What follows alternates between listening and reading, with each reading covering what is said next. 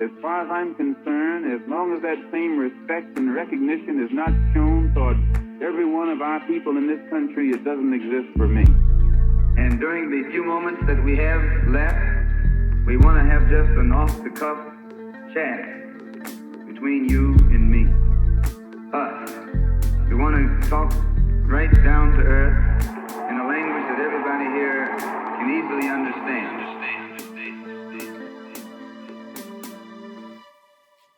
Guys and all the listeners, today we have a living legend with us, Vijay Prashad. I had the fortunate experience to read his works and be involved and watch his videos and lectures on YouTube. One thing I've learned about going through the British school system is how we must decenter and reimagine and be committed to relearning the things that we thought and we held to be as fact. I always make reference to the false dichotomy of Malcolm X being good, Martin Luther King being good, and Malcolm X being bad. Likewise, we have many other commonly held beliefs or understandings of things that are not quite accurate. So my first question is, when we say Marxism, what do we mean? It's a fair question. What do we mean when we say Marxism? Well, look, Marxism itself is something that develops out of the ideas of Karl Marx. He lived in the 19th century. It's a long time ago. But in the 19th century, Marx directly looked at what was going on around him. He understood this social force called capitalism, which developed amazingly the means, the productive forces. Suddenly look around you and say, oh my God, we're building bridges, building railroads. The goods that were produced are much more than used to be produced previously and so on. But then all these goods are being produced socially, being produced by the working people of the world. And yet at the same time, good God, inequality is rising. People are poorer. How is it that the people who produce goods are not able to enjoy them? That was Marx's question. And he discovered through his analysis that it has something to do with what he called surplus value. It has something to do with what he called the rate of exploitation and so on. And the barrier to all this was private property, and Marxism takes as its axiom this critique of capitalism. And then despite the fact that capitalism develops a great deal since the 19th century, this core issue remains the same. And so Marxism, of course, has developed. I mean, look, it's not the same as it was in Marx's time. We made developments trying to understand the nature of colonialism and capitalism and so on. And you can talk about that if you'd like. But the core idea of Marxism is this question of how is it possible that in a system that had produced so many goods and services, that produces so much food, for instance, you have hunger. How is it that we have enough food for people and yet billions of people are hungry? Well, what separates people from food is money. And they don't have money because they work and their surplus value is extracted, and only a few people seem to amass vast amounts of money, whereas those who even work don't. And that essentially, if I can be, put it in a thumbnail sketch, that's essentially Marxism. That was a beautiful overview of Marxism. So how does that then differ to when we say communism? Or is communism Marxism in praxis? Well, you see, communism is what the Marxists think will be the solution to capitalism. Marx, in fact, says, that communism is the solution to capitalism. Well, what is communism? Communism is a process. It's not a thing itself. It's a process. The idea is, can we produce a human society where private property doesn't divide people from each other and doesn't divide people from their means of creating a good life? A good life. That's what we want to create. We don't want to create basic needs. We don't want to create whatever this is, equality, we don't know. We want to create a good life. How do we create a good life for everybody? How do we create a good life for everybody in a planet that is sustainable, where you're not killing the planet? And in a sense, the name for that society of a good life, the name for that society where we're not killing the planet, we have given that name, and it's communism. That's what communism is. It's the solution to capitalism. It's not a theory of why capitalism is wrong, but it's its solution. So the question is then, we always hear things like means of production, and you've mentioned twice now, or more than twice, private property. What are these terms? Well, you see, there's one old tradition of social thought idealistic Mm-hmm. socialism or utopian socialism, which says, look, the key category here is that everybody should be equal, we should live in equality, and so on. But the issue is that equality doesn't come without price. Equality doesn't Mm-hmm. come without certain issues. Like, for instance, if you don't have electricity in the 21st century, you can't have equal rights. You can't Yes. just be equal because you're constitutionally equal. In other words, Yes. just because the constitution says that you and I are equal, that doesn't make us equal if you have electricity and I don't. So Mm-hmm. there's got to be a certain development of human society to produce the means of equality. So the means of production, essentially, the previous forms of wealth that enable you to make more things. For instance, if you want to build a factory that creates, I don't know, electric wires, you need Yes. some wealth, prior wealth, to rent the land, to build the factory. You need to be able to create, hire the machines or buy the machines. You need to be able to hire labor, hire raw material, all that stuff.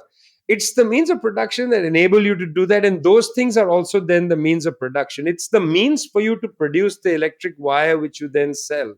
Now, Mm-hmm. that's the means of production. There are also social relations of production. There are some people who have some capital which enables them to assemble the means of production, and there are other people who don't have capital, who can only sell their labor power, their ability to go and work in the factory. And that's the gap Mm. between the bourgeoisie, who has some capital, and the proletariat. It's a straightforward gap, and there are no complexities here. Some people have the capital to really put the means of production at play, at work, and other Yes. people can only sell their labor power into as one of the means of production. So that's what these concepts Mm. refer to, in essence. And then, okay, now let's talk about the kind of things we hear growing up.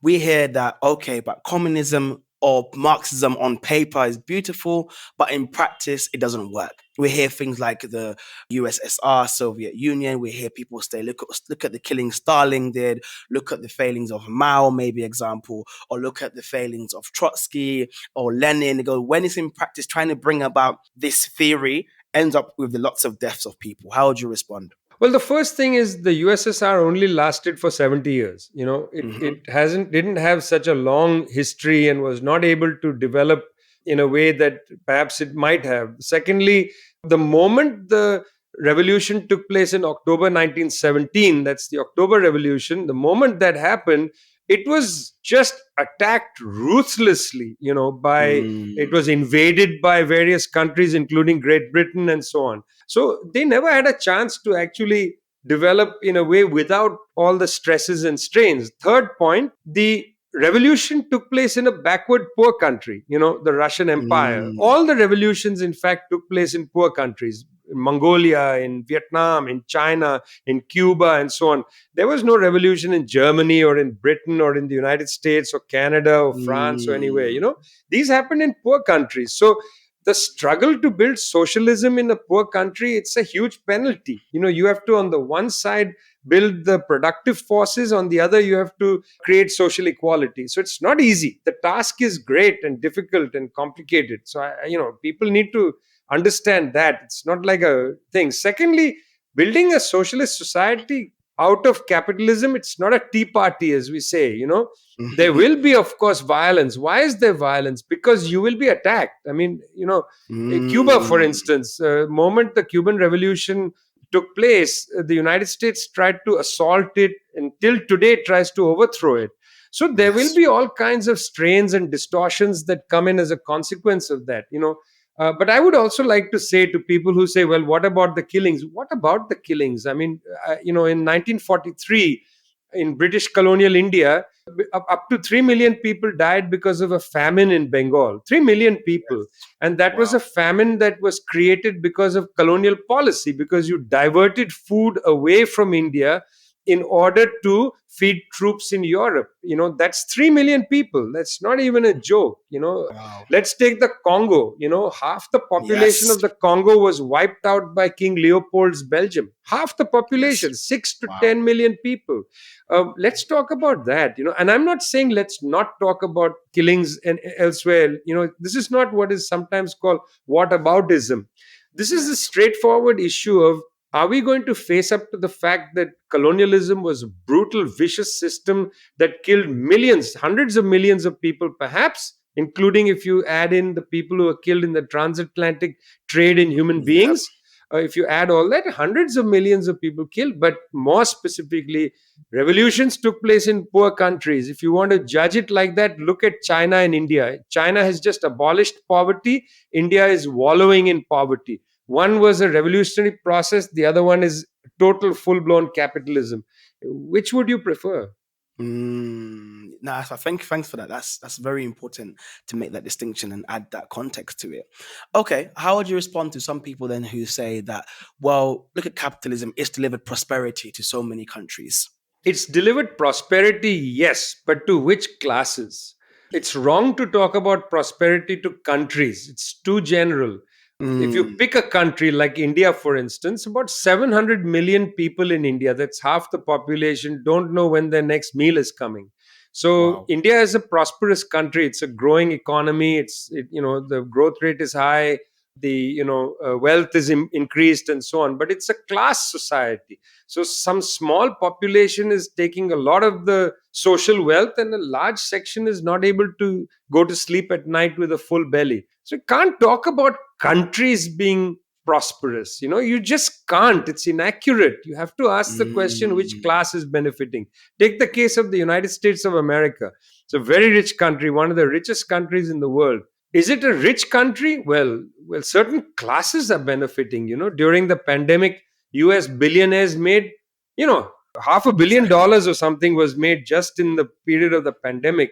But the ordinary people were lining up in their cars at food banks. Now tell me, is it accurate to talk about prosperous country, rich country? I don't think so. You got to have an understanding by class. Otherwise, you miss the big stories there. I totally am in agreement with you. But maybe some people will say then that, okay, but look what's wrong nowadays. Today we have the prospect of increasing our social mobility like none other before.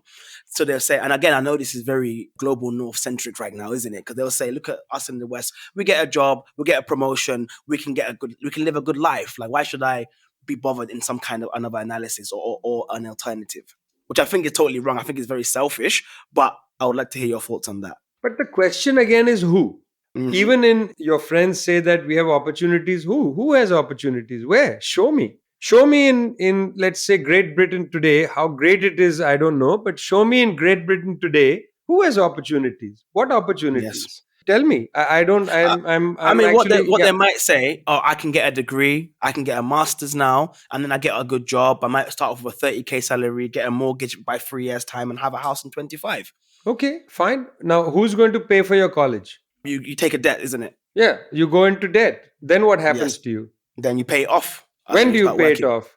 It takes a long time. Depends how long, what kind of job you get. So let's talk about opportunities. You don't have Yes. opportunities. You are actually mortgaging your future to make your own Mm, opportunity there. The system is not giving you any opportunity. You are mortgaging your future to go to hmm. college. You have no Yes. guarantee of employment. You have no Yes. guarantee of housing. Where are you going to live? You're going to live in London? Who's going to buy your house for Oh you? no, not in London. You Yeah, can't live who's in going to London. buy a house for you? Where are you going to live? You're going to live in Leeds? What Yeah. jobs are there in Leeds? Tell me. No, Explain to you're right. me in Leeds where you're going to get a job after you've taken enormous debt to go to university in Manchester. Tell me where. What are you talking about? I mean, Mm, here the aspiration must be brought together with reality. I'm not saying that don't have aspirations, but yes. let's marry aspirations to reality. Let's not have aspirations that are impractical. Totally in agreement with you. But again, I just want to maybe unpack that a bit further. Let's say, okay, you become a school teacher, for example. You start renting, you get a mortgage after 5, 6 years. I only say this because a lot of the time people speak about a revolution, as it were, and I'm talking about again the global north, for example, or America and the UK particularly, or Europe and America.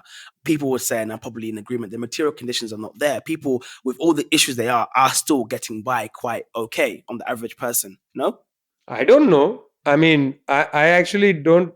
I would not be so cavalier about this because Again, the question is, what's the average person? Who is this average person that you speak of? Are there Yes. really average people? I mean, there was, the question must be always raised about, let's say, old deindustrialized parts of the UK. True. What is the average person? We're talking about a small section of people who work in finance, who work in, let's say, the high level of management that seem to be doing fine, but then everybody else seems to be entering precarious employment. What does it mean to have a future?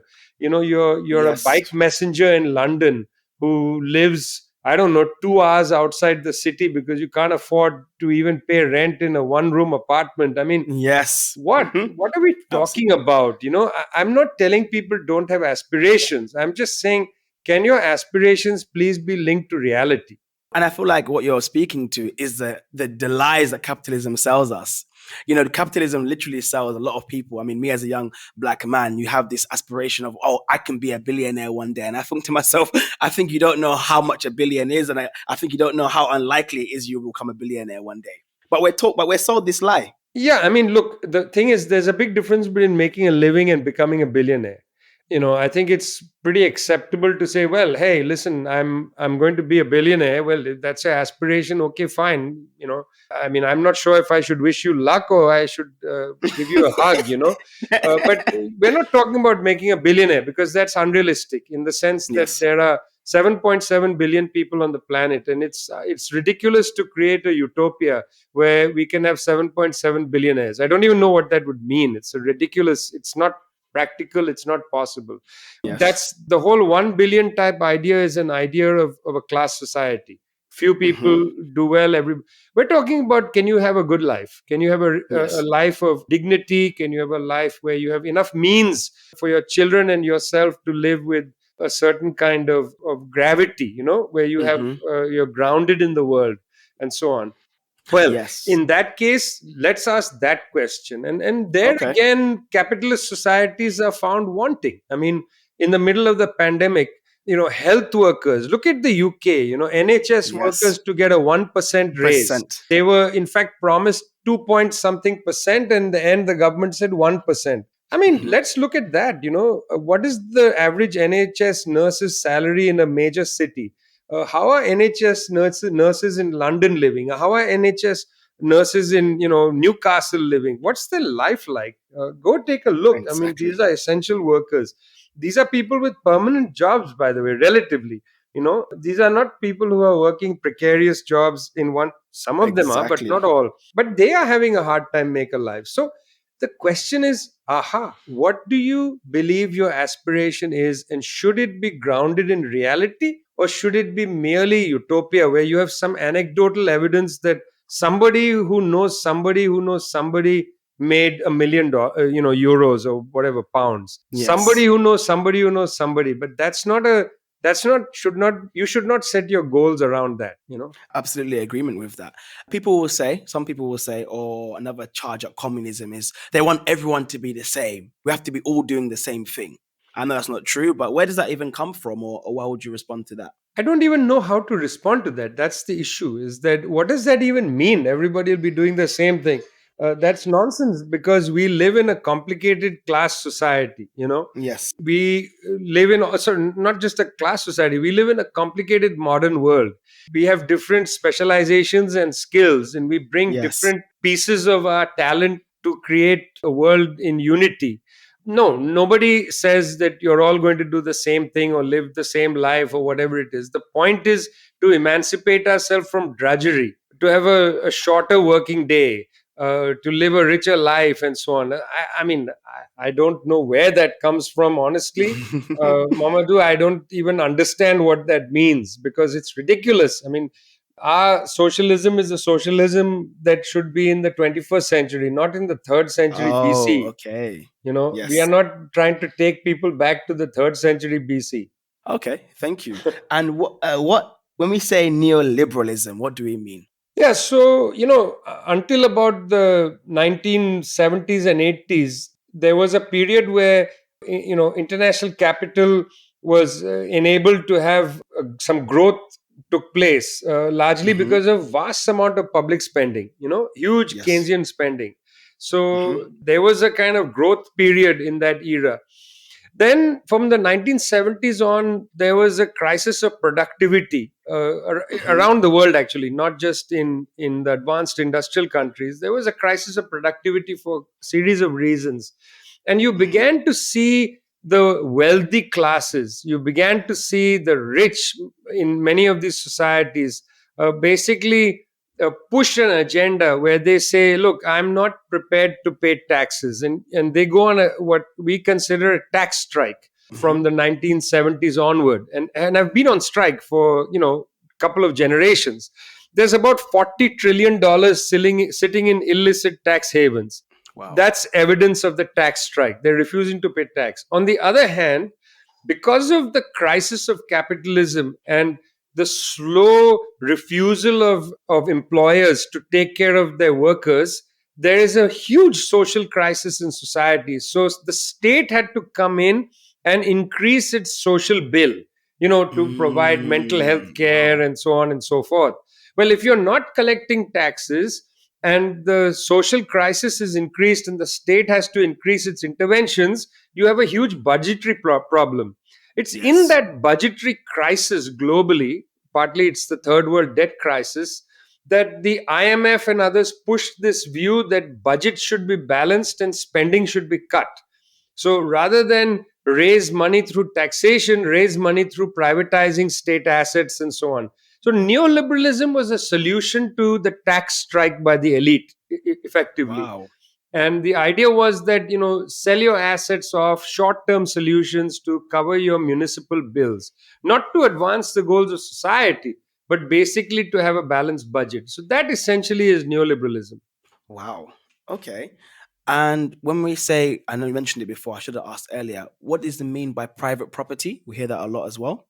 Yeah, so nobody should understand the term private property to mean the clothes on your back, Yes. or like, the books on your shelf or your car or whatever it is.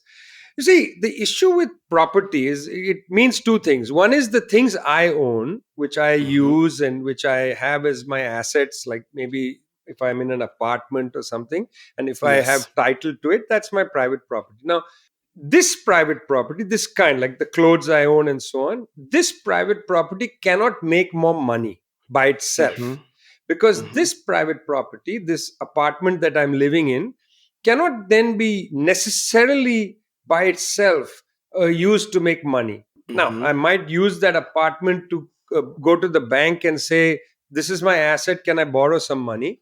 That money that I borrow, if it's large enough, I then might invest in a factory. Now, that quantum of money is known as capital. That's not Hmm. money. Money is what I have in my bank account. When I have a quantum of money that can be utilized to invest in something to make more money, that amount of money is called capital.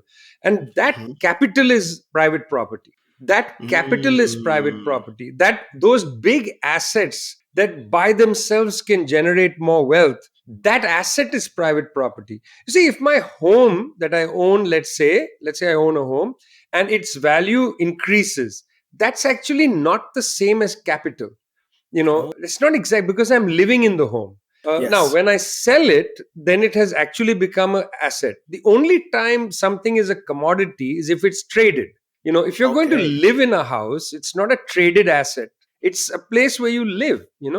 Only So when we when say you Mhm. abolishing private property, sorry to cut you off. When we say Please. abolishing private property, what are we abolishing? What does that look like today? What's an example of private property we could point to and say this shouldn't be private property? Well, let's take a couple of examples at different levels. For instance, do you really, really need to privatize the rail system in Britain? Do you really need Virgin to have a private control over rails? Why not No. abolish private control of public transport, of any Hmm. transportation system, and have it be in the public good, democratically run? Maybe a parastatal entity that runs trains, that runs subway system. I mean, look, in London, why should you have to buy tickets to ride the tube? You don't Yes. need to. It should be just something that's there as the public good, like walking on the Yes. sidewalk. It's a Yes. the tube essentially is a faster way to walk on the sidewalk. It should be Yes. totally when you go to Hong Kong, Hong Kong, because it's a hilly city, there are Hmm. very many places where instead of having to climb up a hill, they have escalators, like in an airport or in a Hmm. mall or whatever. So it's an outdoor escalator. You Yes. step on the escalator, it has a roof, and it takes you up the hill, and you can exit at different streets and so on. You don't have to buy a ticket to ride the escalator. You just get on because it's funded democratically by taxation and so on. So Hmm. here you don't need to private. Imagine if they privatize these escalators, and every time you wanted to go up to your house, you had to pay some money to go up and to a private entity. Why?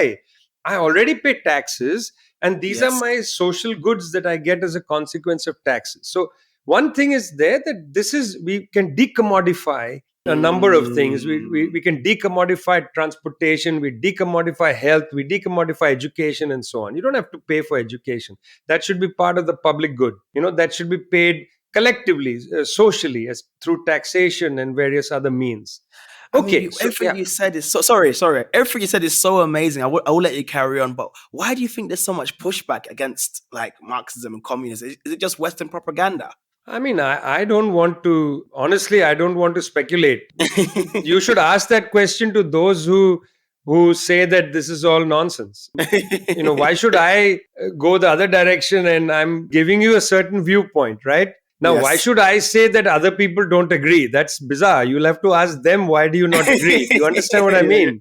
You're right. Yes. Why should I do that? That's not, I think it's perfectly reasonable. That's why I'm telling you.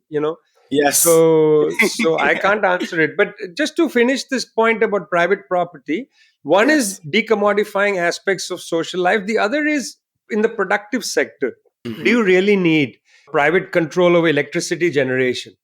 Is that necessary? I mean, do you need the pharmaceutical industry, for instance, to be in the private sector? Because, for instance, most of the capital that a pharmaceutical company raises, Hmm. most of the capital doesn't come from their own risk. They don't take a risk. They are given Mm. capital by the state. The government provides these pharmaceutical companies with money to do research, whether it's through universities or they give them a direct grant to go and test medicines before it goes on the market and so on. So there's no Mhm. need to have, like, the capital that's raised for a pharmaceutical company is often public money. So why is Yes. there a need then to have that be privately appropriated? Why not just have that in the public domain? I mean, I don't get it, right? So that's what Absolutely. I would say, that I would say very strongly that when we say abolish private property, we are saying abolish the private sector's use of public money for private appropriation. Thank you so much. We Western media will call the likes of AOC and Bernie Sanders socialists, and then some will say no, they're social democrats. What's the difference between these two? And do you feel like the likes of AOC and Bernie Sanders actually water down the definition of socialist? No, I mean, I don't actually accept that. I think that at a time of weakness of the left movement, it's important to have the widest possible, approach to these questions. People can Mm. disagree, and that's fine, but we have to have a kind of comradely spirit. Firstly, they self-designate as socialists. So who are we? There's no Vatican of the socialism where you excommunicate people. I find that attitude very bad. People take a position you don't agree with, you can argue on the position. You can't say, oh, they are not real, this or that. Wow. You can argue on the positions. They may have a more conciliatory approach. That's okay. Let them go as far as they go. I don't condemn people because they are not identical to me. It's a totally undemocratic approach to the socialist tradition. You've got to Hmm. have a broad approach. Jeremy Corbyn is a very serious and dignified person. He has his own approach. We'll walk with him as far as he goes, and we may walk further than him. But we are not Yes. going to condemn him and say, you can't walk with me. That's ridiculous. That's not a society I want to live in. I want to live in a Mm. democratic society where people of different views are respected. We build on views. We don't, we are not, again, we don't build our views to condemn or not condemn people. I just don't like that attitude. Personally, Thank I you. don't like that. Yeah. No, I'm totally agreement with you. And I feel like sometimes maybe the kind of people on the left you see online do engage maybe sometimes a bit of cult personality worship, which is a bit unfortunate. I do have just three more questions. I have four actually. first one is I'm a Muslim, and sometimes we hear people from who share my faith who push back against Marxism. And I feel like, if I'm honest with you, a lot of the time they actually haven't read Marx, but they say that Marxism worldview would abolish religion. I mean, well, it's not untrue that there is a tense relationship with religious traditions, but the question is Mm-hmm. what religious traditions? The problem is most of the religious traditions in the world are highly undemocratic in their own Mm-hmm. structures. So I would like to live in a world where even religious organizations are democratic, where there is accountability. I mean, why should you have somebody just because they are sanctified by faith be the permanent Mm-hmm. leader of that faith? What about so-called right to recall of an imam? I mean, an imam Yes. takes a retrograde. I mean, we need to democratize our traditions. Why should an imam be allowed to talk against homosexuality, or why should an imam be allowed Mm-hmm. to do this? Where is the who are they accountable to? Now Yes. they can turn around and say, I'm accountable to Allah. That's fine. But I mean, how are you, where do you get the right to be in direct communication? That is, to my mind, an apostatic, that's not a correct approach. And why is it then there are six different opinions in a faith? Where is the place of reasonable rational discussion? So Mm-hmm. religion must also confront rationality, it must also confront democracy. I think that's about where the Marxist tradition goes with religion. Not necessarily going to abolish religion, but I would certainly abolish religion as it is today, where there's a lot of superstition peddled, where there's a lot of wrong, unscientific ideas peddled. Religion Mm-hmm. should not see itself as outside science, democracy, and reason. It should be committed to building traditions, with these Even with other the discourses. Yeah. even with the sanctity of certain texts, for example.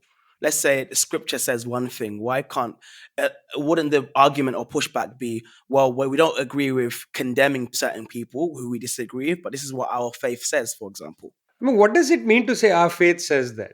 I mean, Mm-hmm. nobody has, I mean, it's very clear that this is why we have traditions like hermeneutics in every faith, Yes, exactly. the study of texts and so on. The text doesn't speak without the need of mediation. Mm-hmm. No religious tradition, if it's honest with itself, says that the priest has an unmediated contact with God. That Yes. itself is a heretical claim. You'll remember Yes. that. What did Halaj say? Halaj said, An al Haq. And what Yes. happened to Al Halaj? Al Halaj was then crucified because he said, Yes. I am the truth. Really? I mean, what gives you the right to be the truth? That to me is a troubling thing. Nobody is the truth. We are human beings struggling to be better people. And I Mm-hmm. think religion is part of that struggle, but it doesn't get a free pass. I wouldn't say, oh, okay, it's religious, I should respect it. Why? Why should I respect a tradition if it's unwilling to interrogate its own premises, its own attitudes, and so on? If there is somebody who is, let's say, from with slightly different views, how to engage it? This is Yes. not the time for people of reason to practice taqiya when it comes to religion. We need to be clear, we need Absolutely. to be straightforward, we need to say the truth. And I'm telling you the truth. I would say to my religious friends, how do you interrogate your faith in relationship to democracy and reason? Mm-hmm. No, thank you. That's beautiful. You mentioned a lot about Thomas Sankara and Patrice Lumumba and many other Pan-African leaders. My question is, why do you feel these Pan-African leaders were attracted to Marxism?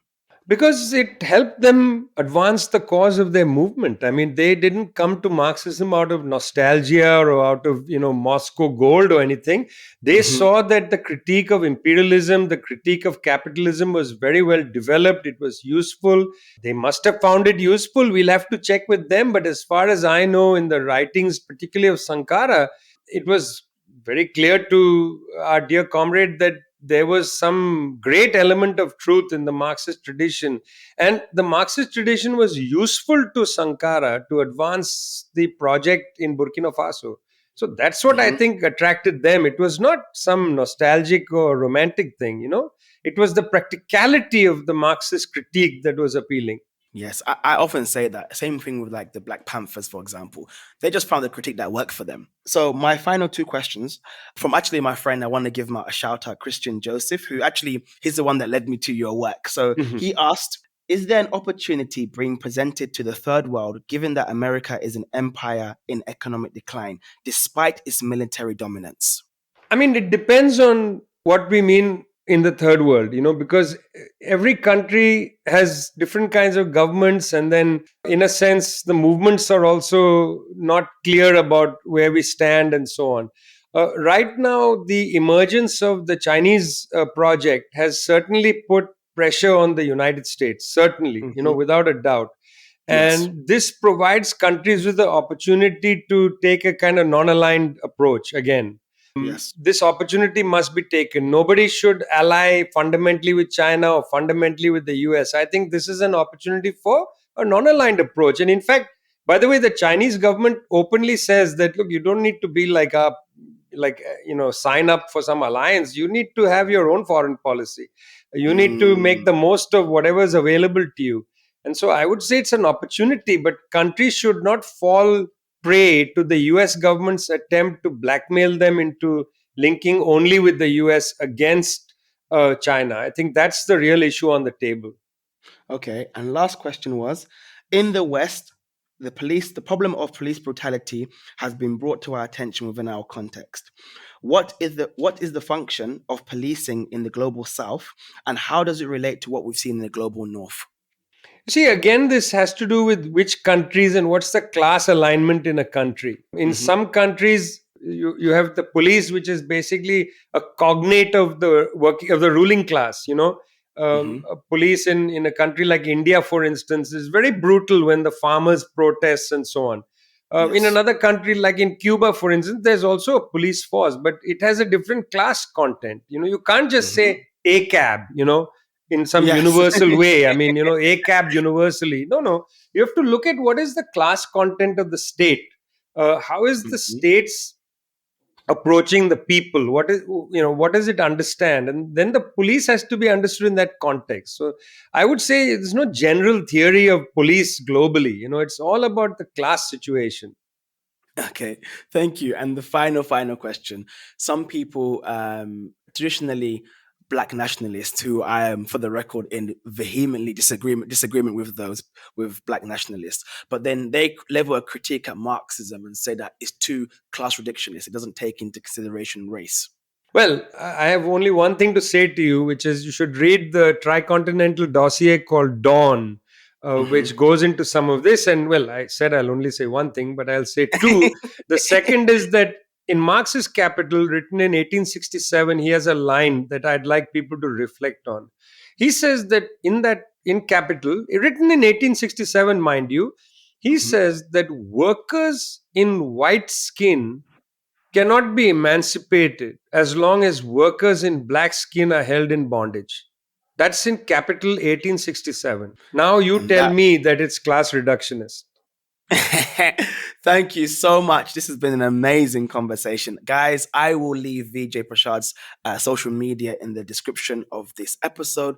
Please like, comment, subscribe, be that on YouTube, Spotify, or Apple Podcast. You're listening to Mamadou on The Malcolm Effect. Thank you so much.